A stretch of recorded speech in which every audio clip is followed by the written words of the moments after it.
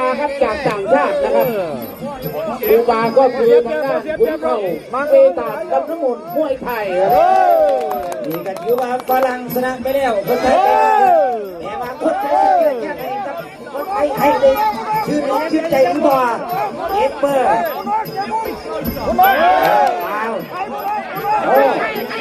ไว้ยาคนกันเตะเป็นเรื่อย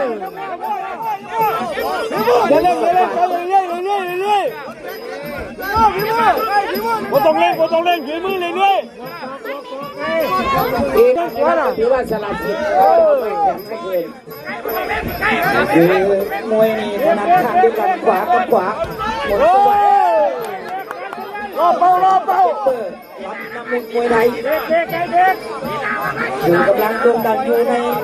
ขณะนี้คือลำน้ำสอนสู้มาลี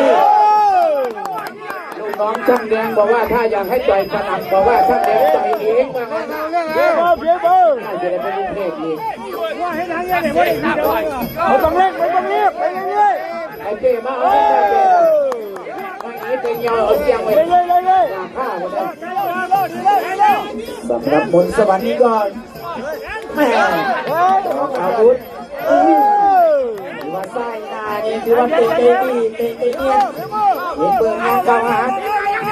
เปิดลำมาเป็นอะไรเปิดคือว่าเอาเสาเท่านั้นเลยบอกแข็งเลยเจ้าลงไปแทงสวยเสียงเข้าเจ็บได้เปรียบรูปร่างหนาก็คือมนต์สวรรค์กับอ้างทับนอกทีบเปิด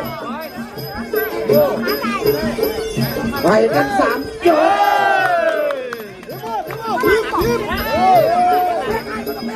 ฝรั่งชนะไปแล้วพี่น้องที่ก็รับฝรั่งชนะไป1 คนมนต์สวรรค์ที่มนต์สวรรค์เป็นขวาเอฟเฟอร์ลำน้ำมุมไปด้วยนี่ก็เขาก็เรียกเขาสนับสนุนการเป็นอาจารย์ที่สอนในปีที่เราได้ชมกันทั้งในต่างชาติหาดูได้ยากวันนี้ก็ที่สอนจัดให้ดีหรือบอลเท่านั้นบุญสวรรค์สิงห์สีเท้าเอฟเฟอร์ตุ้มอะไรมีอาวุธต้องพอดูระวังมาแต่ไปบนไทยบุญสวรรค์สิงห์สีเท้าเด็ก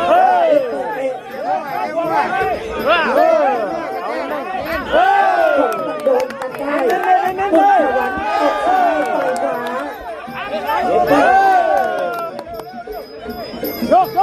เปลี่ยนรูปร่างส่วนซ้าย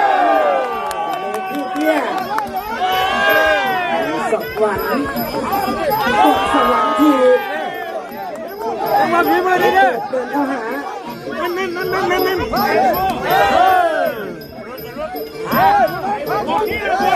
ผู้เข้าไปเก่งตัวร้องสำหรับเขาลักไประวังเขาลักไปการให้สูงมีสิทธิ์เป้ารอเป้าเสียงยอดดูเลยไอ้วันนี้มาใกล้วันนี้ขาละแก้ฝีมือดิอาจารย์นักเต้าทองโดยด่วนด้วยใช่เอาปักมาแล้วฝีมือต่อไปเตรียมตัวแล้วนะสำหรับบารมีสิทธิ์ผู้หลวงนะบารมีสิทธิ์ผู้หลวง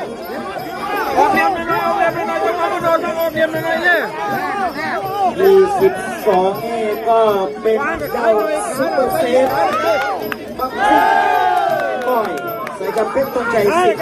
สิซุปเปอร์เซฟให้เก็บมาที่3นะครับไปทับอีกเลยสำคัญใกล้ถีบ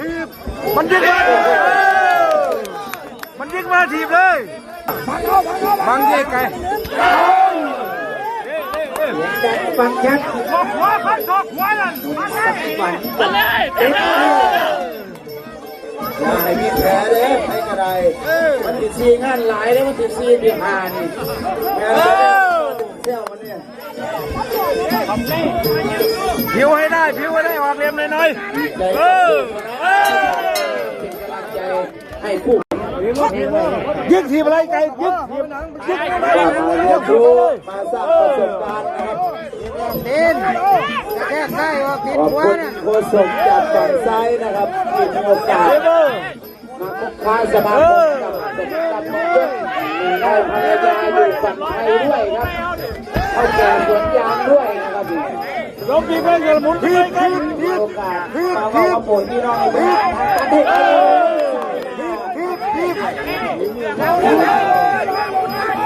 ศ พอเปิดตัวฝั่งโน้นเขาจะเรียกฟ้าขึ้นมาก่อนนะครับฝั่งซ้ายเลขเล่ากับพวกเลขไทยเนี่ยมันบอกมันไม่กิ่วแล้วเรื่องของพวกเขาครับพลาดหมุนระวัง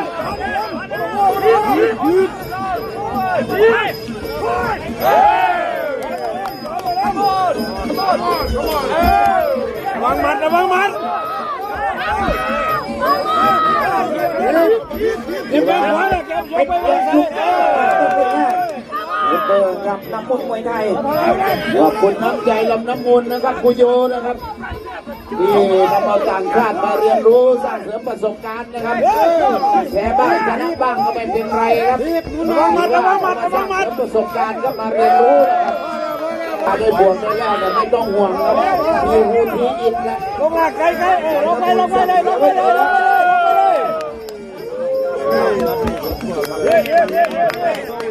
พังเลยพังเลย พอแล้วพอแล้ว ช่วงโค้งสุดท้ายของผู้ยอดยุคก็ว่าได้ครับรัตพลสวรรค์นะครับส่วนชาวต่างชาติก็ถือว่ามา ครับสัญญาแล้วว่าเราจะเส่าเดี๋ยวเขามาเอาเนี่ยไปดุไปเถอะแล้วก็ไม่เสียเงินที่นั่นนั่นเลย ระวังมัดระวังมัดระวังมัด สนใจคิดเสียนแก่นะครับไปขึ้นรถเสียออกแล้วเด้อ พังพัง เล่นเกมฟังได้จังหน่อยลูกเล็กกับกวมเด้อ ขึ้นมาละ